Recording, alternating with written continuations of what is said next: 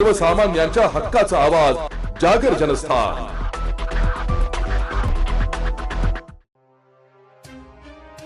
रात्री 1 ते 1:30च्या दरम्यान वाचवा अशी आरोळी कानी पडते आणि जवळच वस्तीवर असलेला एक तरुण जीवाची पर्वा न करता आवाजाच्या दिशेने धाव घेतो। तिघे चोरटे सावध होऊन बिगर नंबर प्लेटची मोटरसायकल चालू करून पळ काढतात।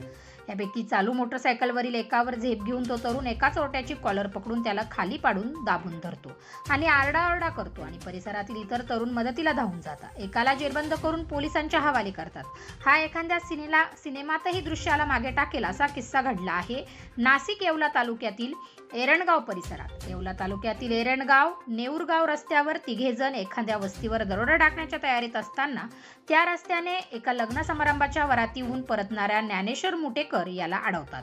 त्याला लोखंडी रॉडने मारतात। मुटेकर या तरुणाच्या डोळ्याच्या इथे मोठी जखम होते। तो वाचवा वाचवा अशी आरोळी मारताच मदतीला आलेल्या तरुणामुळे त्याचा जीव वाचला। त्याचबरोबर एक कुटुंब दरोड्यापासून देखील वाचले। एरणगाव परिसरात नाशिक येवला हायवेपासून नेवगाव रोडला 100 ते 150 मीटर अंतरावर धाडसी दरोडा टाकण्याच्या तयारीत हे तिघे जण होते।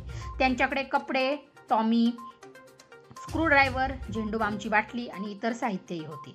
त्या दरम्यान दोघांनी विंचूरच्या दिशेने तर एकाने येवल्याच्या दिशेने पळ काढला होता। मात्र येवल्याच्या दिशेने जाणाऱ्याने पुढे एरणगाव येथे जाऊन पुन्हा यू-टर्न घेऊन मोटरसायकल विंचूरच्या दिशेने भरधाव वेगाने काढली। त्याच दरम्यान येथील धाडसी युवकाने त्याच्यावर झेप घेऊन त्याची कॉलर पकडून त्याला खाली खेचले। त्याला दाबून धरून इतरांनी मदतीला बोलवले। त्याला चोप देऊन दोरखंडाने बांधून ठेवले व येवला तालुका पोलिसांच्या हवाले केले। या दरम्यान सदरचा युवकही जखमी झाला असून या युवकाचे परिसरात कौतुक होत आहे। ही घटना घडल्यानंतर रात्री 3 वाजेच्या सुमारास पोलिसांना फोन केल्यानंतर घटनास्थळी पोलीस देखील हजर झाले। पोलिसांनी त्या दरोडेखोराची चौकशी करून त्याला ताब्यात घेऊन त्याच्यावर गुन्हा दाखल केला आहे। नाशिक जिल्ह्यातील ग्रामीण भागात सध्या लग्नसराईचा धूमधडाका सुरू असताना दुसरीकडे मात्र दरोडा चोऱ्याचे प्रमाण देखील वाढले आहे। पोलीस प्रशासनाने ग्रामीण भागात रात्रीच्या सुमारास गस्त घालण्याची मागणी नागरिकांकडून होत असल्याचे पोलीस प्रशासनासमोर चोरट्यांना पकडण्याचे सुद्धा आव्हान उभे टाकले आहे। येताना ते तिथं बसेल होते आणि बसेल असल्यानंतर मी साईडनं गाडी घेतली आणि तिने डायरेक्ट माझ्यावर वारच केला। तर हे बघा मला इतके टाके पडले 4 आणि खूप मारण्याचा म्हणजे डायरेक्ट मारण्याचाच प्रयत्न केला त्यांनी मला। पण मग मी म्हणलं आता मी एवढं मारणार आणि तेव्हाही मारणार, मग यांच्यातलं एक तरी घेऊन मरायचंच बा असं। तर त्यांना असं वाटलं आता हा नाही रेटो राहिला, तर ते पळायला सुरुवात केली त्यांनी आणि मग मी गागायला सुरुवात केली। तर मग शेजारचे जे उठले तर तो एक खालती पळाला ना, तो रॉंग साईडनं आल्याबरोबर त्यांनी डायरेक्ट त्याच्या गाडीवर झाप घेतली आणि त्याला पकडल्यावर डायरेक्ट मग गाडीला बांधल्यावर मग नंतर मग बाकीचे मला म्हणायला लागले की तू आता दवाखान्यात जाय, तू लय जाम होईल।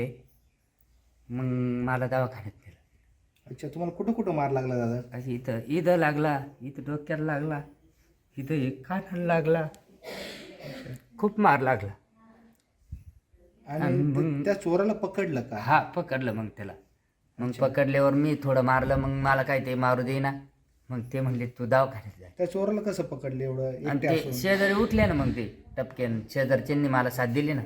अच्छा, तुम्ही गागो रोड? हा खूप गागलो मी मोठ्याने, मला वाचवा आता मी नाही जगत असं। आणि मग ते उठल्यावर मग त्यांना सांगितलं, तो तिकडं पळून आणि इकडे येऊ राहिला। मग त्यांनी डायरेक्ट धरल्यावर मग मी थोडं त्याला मारलं आणि मग मला दवाखान्यात नेलं। नंतर काही कळलंच नाही मग काय झालं ते, असं झालं। आता तुमची तब्येत कशी आहे? आता थोडी बरं वाटायला लागलं एकदम, म्हणजे आता चालता यायला लागलं। असं जागजागी मार दिलेला आहे लाथा बुक्क्यांचा, आणि एक डोक्यात टामी मारलेली आहे, इथं कानाला एक टाका पडलेला आहे। त्या दिवशी असं घडलंय का आमचा भाऊ रात्री 12:30 वाजता वरात येऊन येत होता। तो आल्याच्या नंतर एरणगावमध्ये आला। एरणगावच्या पुढं कमानीपाशी आला। कमानीपासून 150 फुटाच्या अंतरावर चोर बसलेले होते। त्यांनी वाटात गाड्या आडव्या लावलेल्या होत्या। मग यांनी गाडी कमी केल्याच्या नंतर थोडी साईडनं घ्यायचा प्रयत्न केला। त्याच्यानंतर गाडी थोडीशी पुढं गेली, उजेड गेल्यानंतर मागं अंधार झाला। तर त्याच्यातून तिघांमधून एक जण उठला, त्यांनी डायरेक्ट टामीच मारली। त्याच्यानंतर मग काय झालं ते त्याच्या मनाला माहिती, पण याचं संरक्षण पोलीस निरीक्षकांनी केलं पाहिजे। आता तुमची पोलीस प्रशासनाकडे काय मागणी आहे? अशी मागणी आहे का बेरात्री आम्ही पाणी भरतो मळ्यामध्ये, येणं जाणं चालू राहतं, त्याच्यासाठी यांनी आमच्यावर लक्ष दिलं पाहिजे. हे थोडा आहे ना आमचा विचार करत नाही, ही आमची मागणी आहे. दस्त घालण्याची मागणी. हां, एवढंच आमचं संरक्षण केलं पाहिजे पोलीस खात्याने, ही आमची विनंती आहे. 112वर कॉल आला की एक इसम संशयित तिथे इथे पकडून ठेवलेला आहे. त्या अनुषंगाने 112ची टीम तिथे पोहोचली.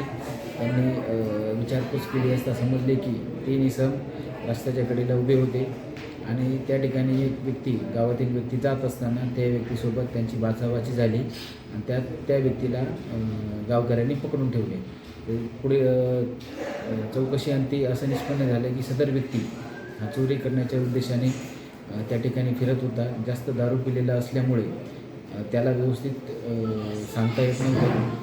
त्याला पुढील तपासात आम्ही ताब्यात घेऊन त्याच्यावर गुन्हा दाखल करण्यात आला आहे. पुढील तपास येवला तालुका पोलीस स्टेशन करत आहे. त्याच्यासोबत देखील आणखी काही चोरटे होते अशी माहिती मिळालेली आहे. त्याच्यासोबत इतर 2 इसम असल्याची माहिती मिळाली होती. त्या अनुषंगाने तपास सुरू आहे आणि त्यांना लवकरच आपण ताब्यात घेऊ.